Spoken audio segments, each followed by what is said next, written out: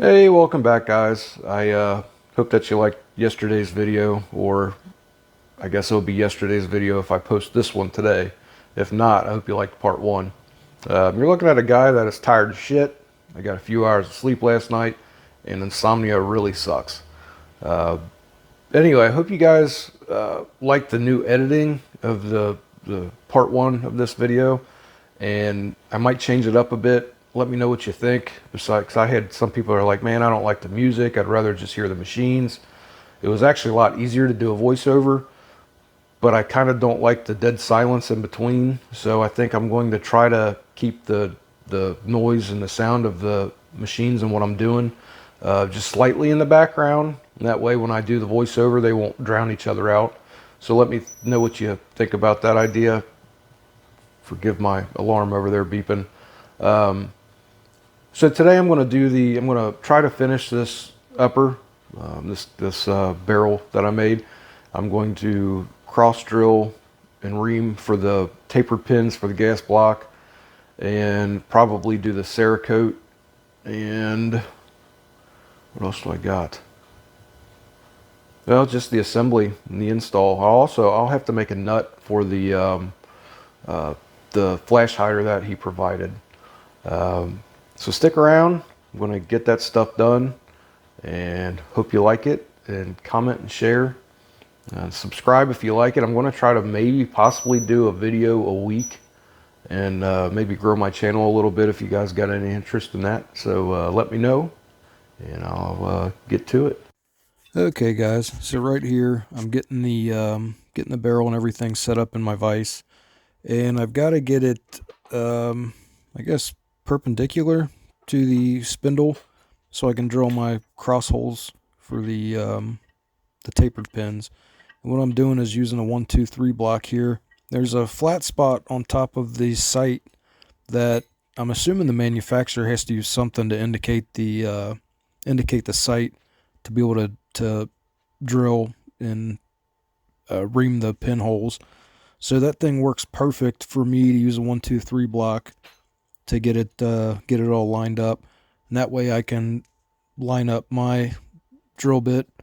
And I think I start out with I plunge cut with an end mill first. That way what you're doing is you're cutting like a half moon into the barrel. So I get that thing set up, and then I'll get it all centered up, and then I will start to do the drilling.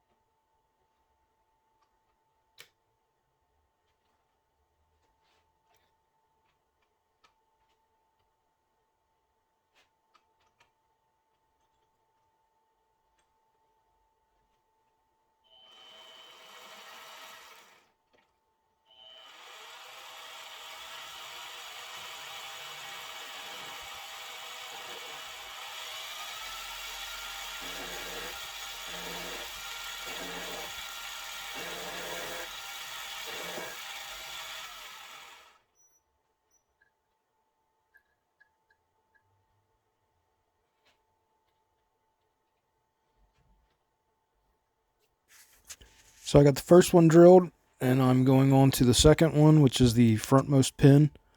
And just basically got it all centered up again. Going to drill through. Basically, you're doing the smaller diameter of the taper of the pin is what you're going for, and then that way you can follow up with a reamer, which I'll show you guys here in a little bit.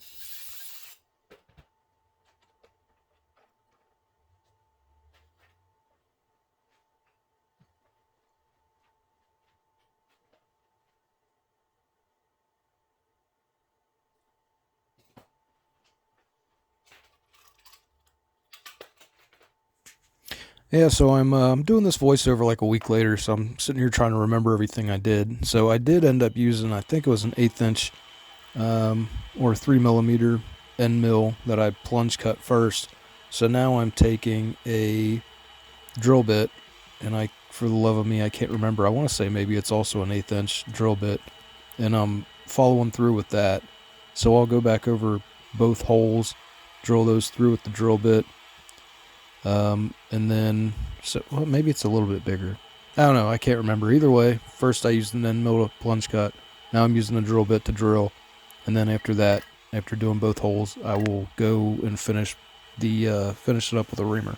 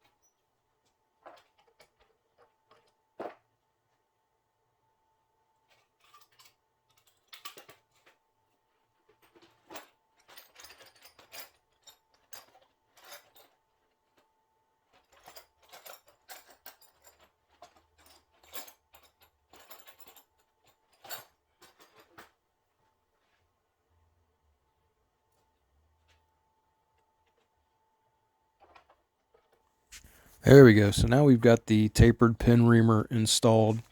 And so what I'm going to do is just make sure I got everything rolled up real good. Anytime you're using a reamer, you want to keep it lubed up, keep the chips cleared out, and make sure that you've got proper RPM, which is usually a little bit faster than your drilling speed, or with smaller diameters, usually about the same as the drilling speed. Some people even slow them down a little bit, but you just got to be careful, match the pressure to the speed, clear the chips out. And you can see here I'm just trying to eyeball how deep to go, and then I will blow the oil and the chips out and check periodically with my pen. And you'll know when you start getting far enough. You kind of get a feel for how far it'll protrude to give you enough room for when it's knocked in with the hammer that it's centered. So that's what I'm doing here.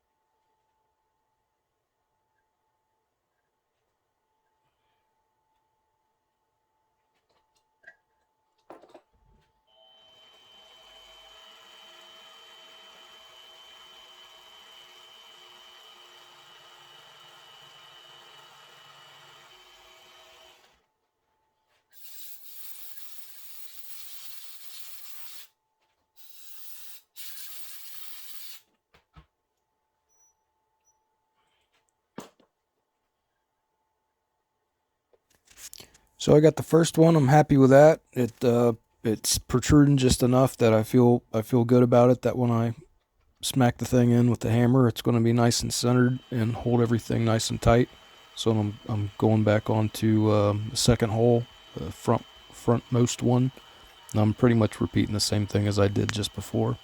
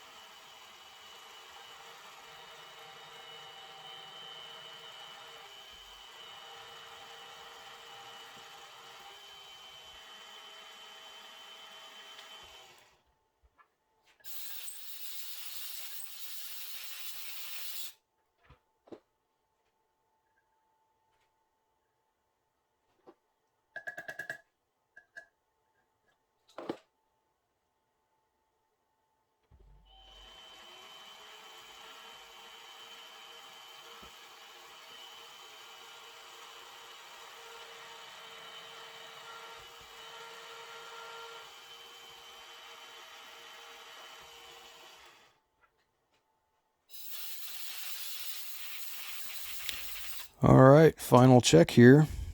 So I put that in there, happy with that. Then I'm going to take this out. I'm going to move it on over to my bench vise. And you see I use an aluminum drift to drive that in there. And they go to the depth that I'm pleased with. And you can see that there, they protrude just nice. Spin it around, they're nice and centered. It didn't oval out any of the existing holes in the sight. So that turned out real nice. And I'll just drive them back out. And then basically get those things out, and then I've got to remove the sight. So if you guys remember, I had red Loctited it in place in the last video, and I've got to get my red Loctite pretty much loosened up. There's two ways to do it. You can use heat or you can use acetone. I'm just going to heat it up with a torch a little bit and then pull it off of there, and that'll work fine.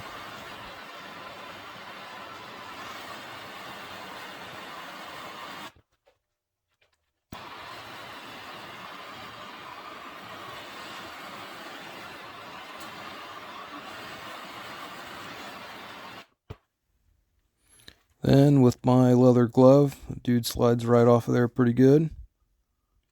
Kind of. It's coming off. There we go. And you can see kind of the remnants of the Loctite on there. So I'll just use some Scotch-Brite and get that off.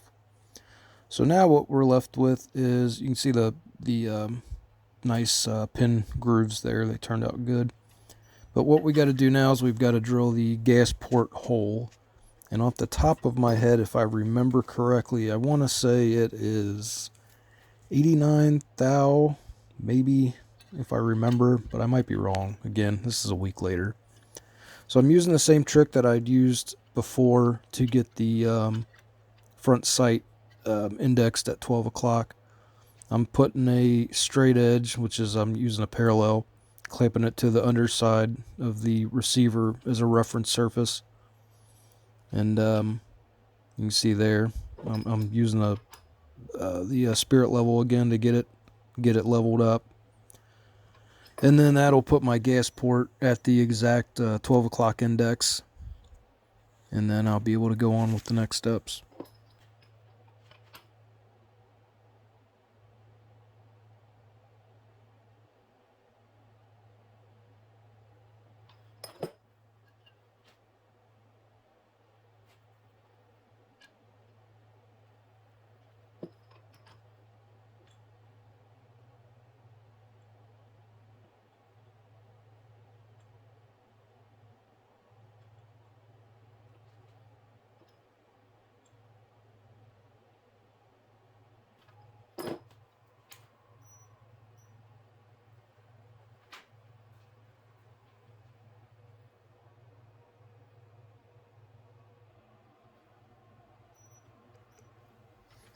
Alright, now that I'm happy with that, went ahead and I'm putting an edge finder in the mill chuck.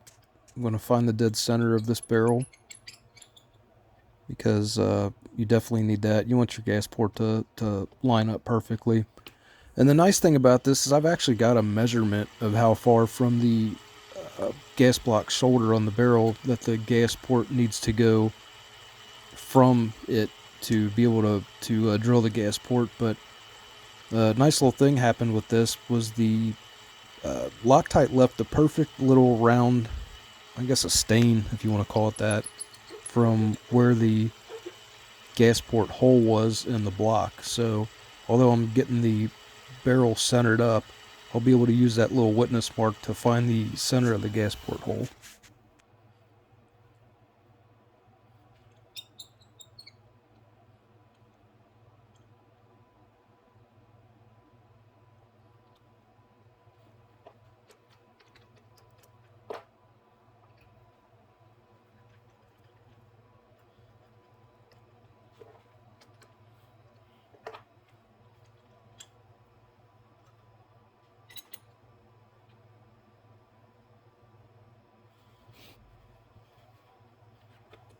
So like I was saying, you can see that I'm using my center drill bit to, or my centering bit to try to find the dead center of that little witness mark that was left. And I'm also using my calipers just as a little bit of a sanity check to make sure I get on it as well.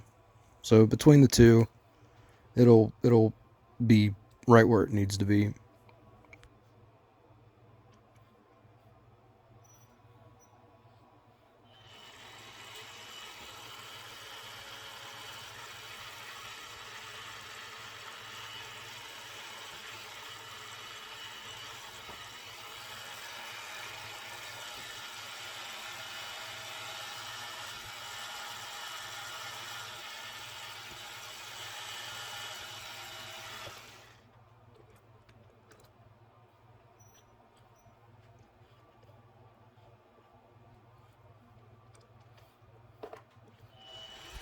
So now that I've used my center drill to get the hole started, because you don't want the drill bit to walk out of place, I've got my, like I said, I think it's an 89 thou drill bit. I'm just going to go ahead and drill the gas port hole out, and then I'll pop it through until it goes all the way through to the bore. And it will leave a small burr inside of the bore for anybody that's wondering, but I'll show you how I deal with that. So it also leaves a little burr there on the outside that we've got to get rid of. So I've got my chamfering bit, and I'll just drop a little chamfer on there pretty quick.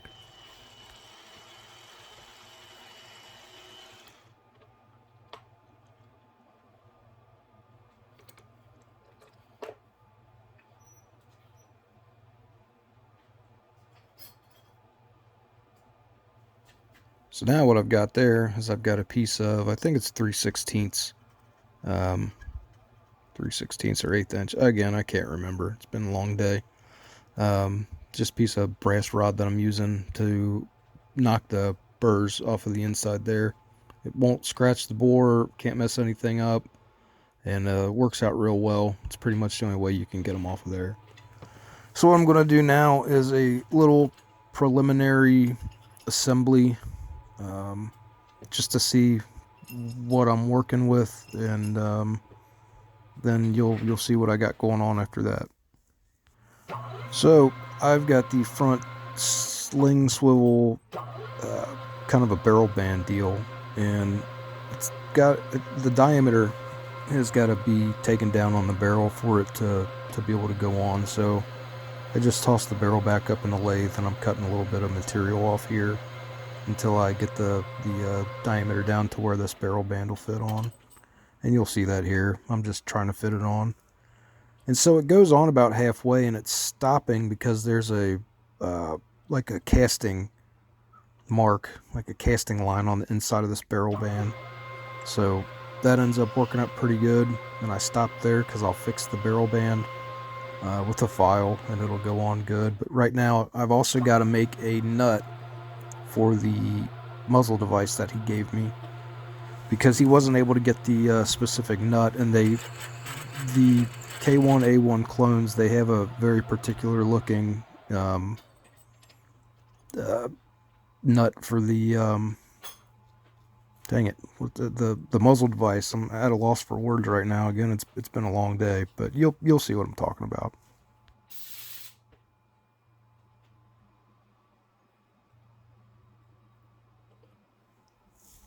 Oh yeah, muzzle brake. That's the word I was looking for. But anyway, I'd gotten it drilled out. I got that piece, and fun fact, that was actually a scrap of barrel blank that I got in the chuck jaws right there. So I got that drilled out to the internal diameter, and then I'm just running a half 28 tap through it with plenty of cutting fluid. So we'll just tap that all the way in, and then we'll end up parting it off, and then you'll see that we take it to the mill, cut the flats on it.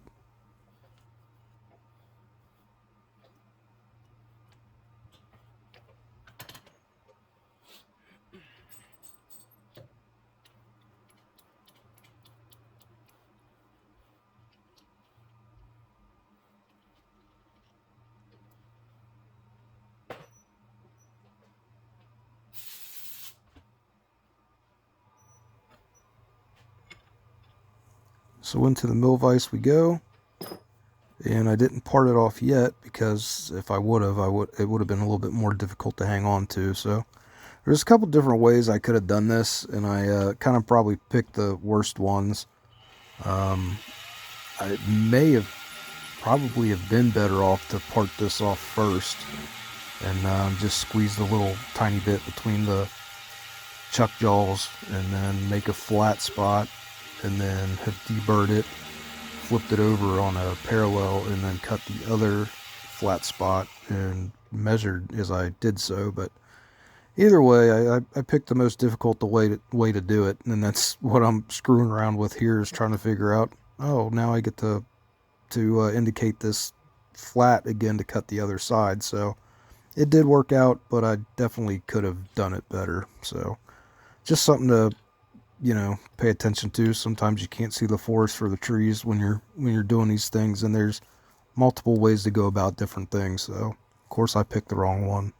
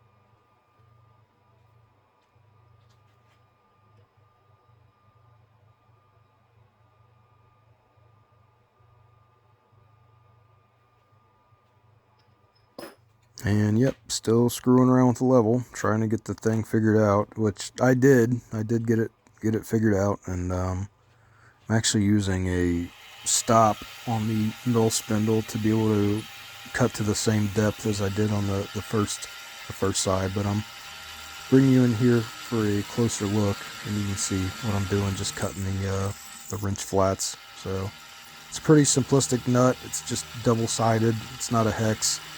It's why they're kind of particular to that muzzle brake. So I had to, like I said, I had to make one that I didn't have laying around, but it worked out good.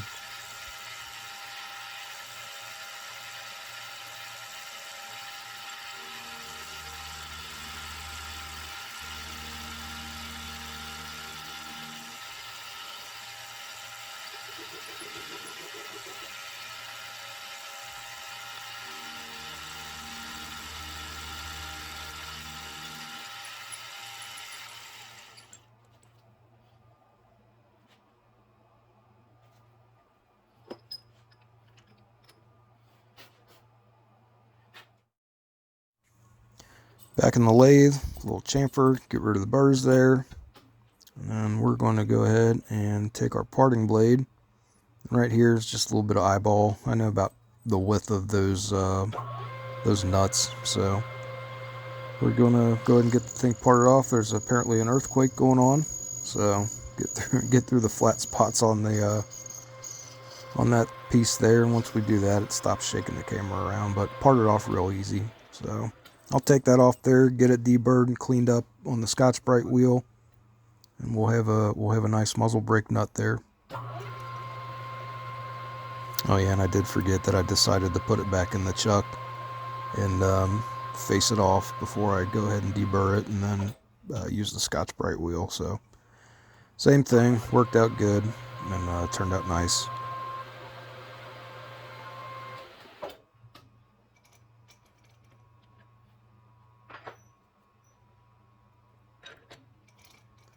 I will add that I should probably tell you guys, I had made this tangential tool holder. It's hard to say, and it holds a piece of high speed steel as a blank. and that thing works fantastic. I mean, it's got one grind on it, and it cuts like absolute butter. It's probably one of my favorite high-speed steel tools to use on the lathe.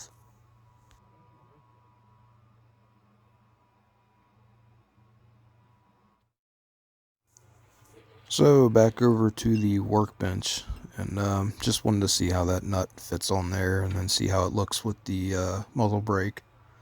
And of course, I grabbed the wrong one. That was the one that I took off the old barrel to be able to get the gas block off. So I eventually find the right one, the one that he sent me. I get it put on there. Turns out nice, looks good. So I've still got to get that sling swivel band filed out on the inside to get rid of that casting line, so that it'll fit over the barrel where we previously machined it. And then I've got to do Cerakoting on these parts, get everything to match up, make sure it's nice and protected. So here I go, and I start filing away on that little bit of that little casting line on there, and then I'll fit it and make sure that it's a nice snug fit on the barrel, but still able to spin nice and free.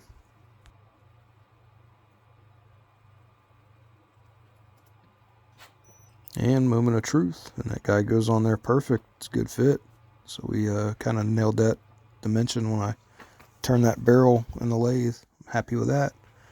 So in the cutscene there, I actually went and I degreased all of these parts. And what I'm doing is I did a preliminary degreasing, so I know I'm using my hands to touch these things, but I did that to get all the oil and stuff off so that I can mask everything off. So I'm just using some masking tape for the Cerakote. I got to cover up the parts that are, you don't want any Cerakote on there because it adds to the diameter. So the barrel extension and then the portion of the barrel where the gas block goes, I'm just getting that masked off.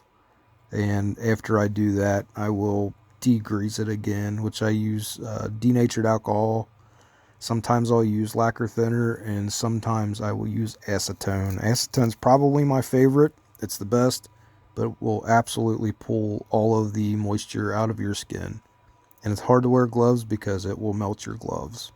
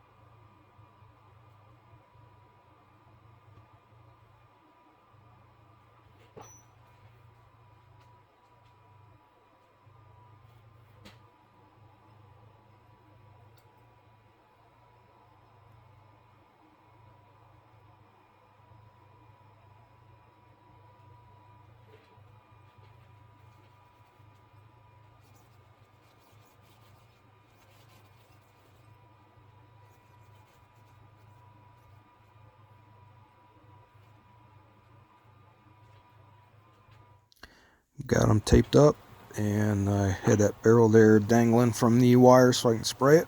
So now what I'm doing is I've got my Cerakote all mixed up, and what I do is I actually weigh it out. So it's done in a ratio. It's I believe it's 12 to 1 to, what is it? 12 to 1 to 18 to 1? I can't remember again. It's been a long day.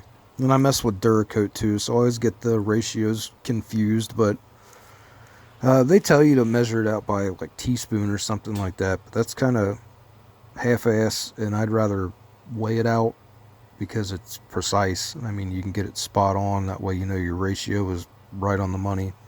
So I use a little scale here, and putting the hardener in there, and then just getting everything mixed up, and then I'll get it into my spray gun. You'll see that happen too.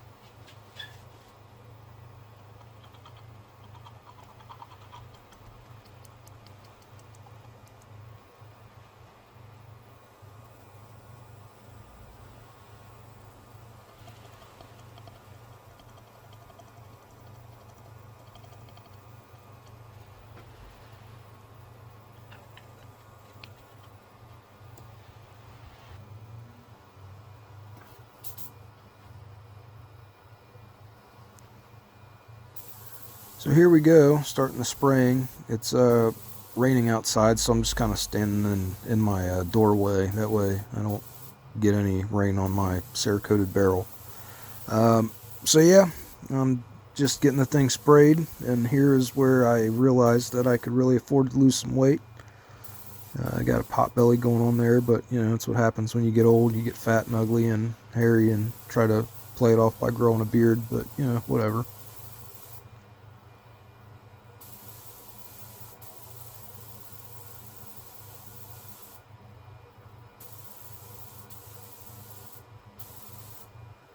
Here I'm just trying to catch the light and make sure that I don't have any bare or thin spots. I want to make sure it's covered real good. And Cerakote's really nice about, you don't have to spray it thick. You know, it's not a paint. It's a coating.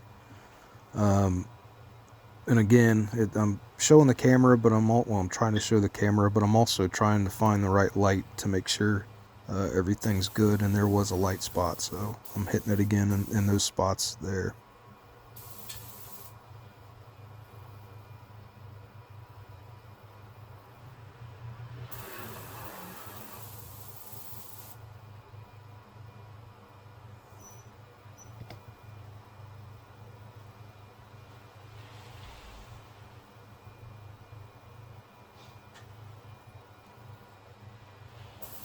Now the nut that I just made and machined for the muzzle brake, giving that guy a spray. It's not going to take very much, but I got to make sure that it's also fully coated and covered as well.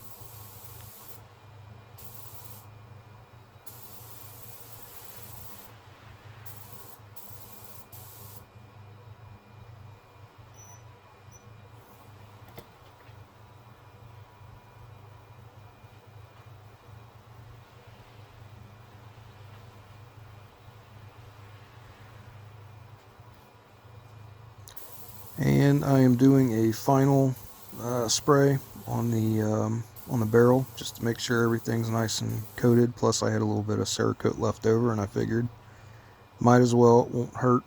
And besides that, they say the Cerakote, being a ceramic coating, also does well to dissipate and manage heat because of the ceramic in it. So can't hurt to have a little bit more on some things.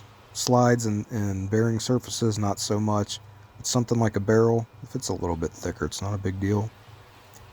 So what I'm doing here is I've got my little oven rack. It's just a small one, and I'm getting everything hung on there. I've got the rack being held on the edge of my table with a broken heavy mill vise that I keep around for just such things. So getting everything hung, getting the parts hung up there, and then I will get them in my oven. Apparently it's done after 2 hours. So here we are. See, everything looks good, turned out nice and durable. We're going to go ahead for a final assembly.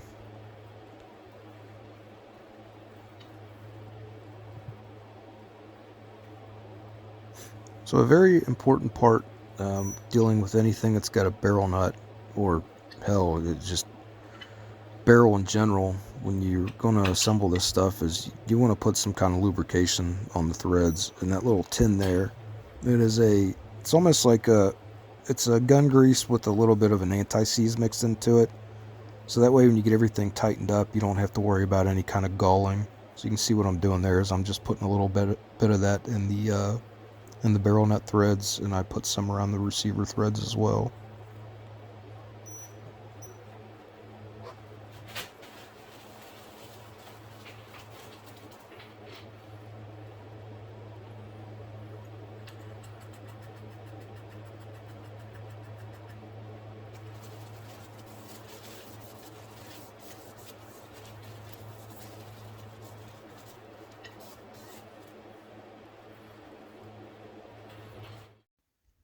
So this part here, I definitely wanted to make sure I did this voiceover for. So this is a very, very weird sized barrel nut. This doesn't take an AR-15 size barrel nut.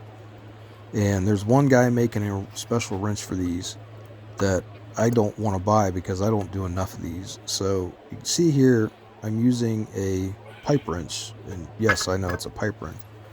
But you saw I used those two little pieces of aluminum, and they work really well because it keeps the pipe wrench off of the barrel nut, but allows them to squeeze down on it and tighten it very well without marring or gulling anything up. So I knew I'd catch some flack for that if I didn't explain what I was doing, but I can promise you that wrench did not touch that barrel nut at all. It squeezed on the little pieces of aluminum. I got it tightened up nice and snug. So we will continue with assembly.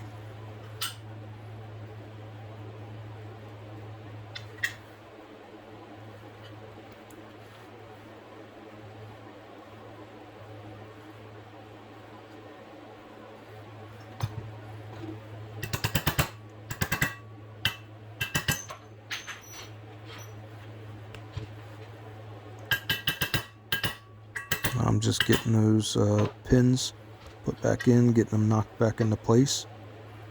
I'll go ahead and throw that that band on there with the I can't think of the name of the thing, the sling swivel through the barrel nut on, or the muzzle brake nut on there, and again a little bit of lubricant on the threads there, and then I'm going to go ahead and throw the muzzle brake on there. I'll get it mounted back up in my vise just so I can get everything tightened up without, you know, trying to have 4 hands to do everything. So it turned out good.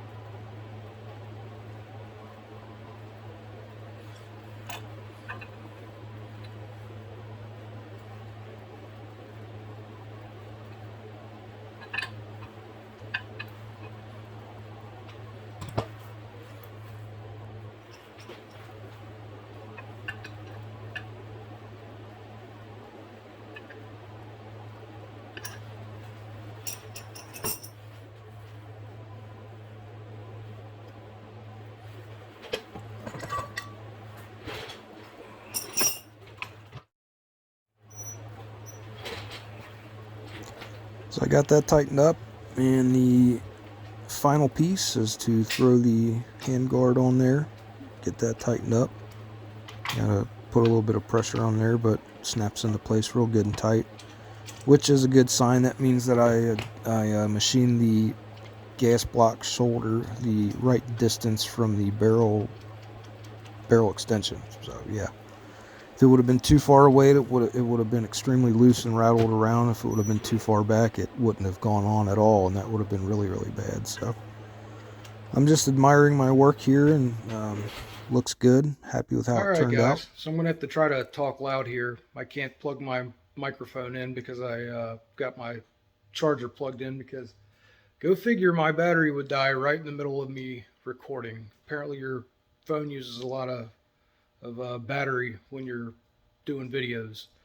But anyhow, so I got the thing all finished up. It turned out real good. And also meant to mention too, there is a gentleman with a channel called 9-Hole Reviews that you guys have probably heard of. He does a lot of reviews on different guns and stuff. So he actually received one of the first 3 barrels that I had made.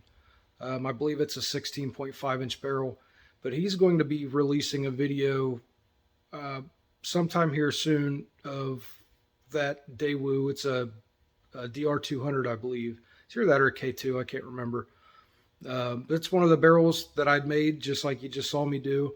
So if you get a chance, subscribe to his channel and look out for him, and keep an eye out for that video. But this one turned out real good. And again, let me know what you think in the comments below, and like and subscribe and share if you really like the thing.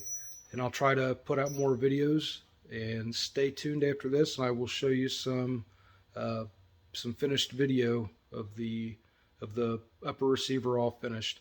And if anybody's curious as well, so you probably already know, maybe even did some research, that this is obviously now a pistol length barrel.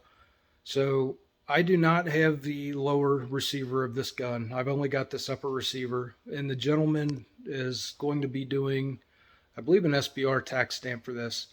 So basically, what would happen if you were in his shoes is you would file for your tax stamp, and once you get approved for a Form 1 tax stamp, you are the manufacturer of that SBR. So uh, once he gets his tax stamp in, and once he mates that upper receiver to his lower receiver, he is then, by doing so, manufacturing that.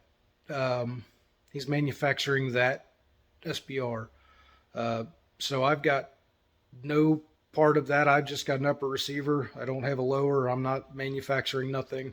I'm just making a barrel. It's no different than if you got on the internet and ordered a pistol length barrel for your AR-15.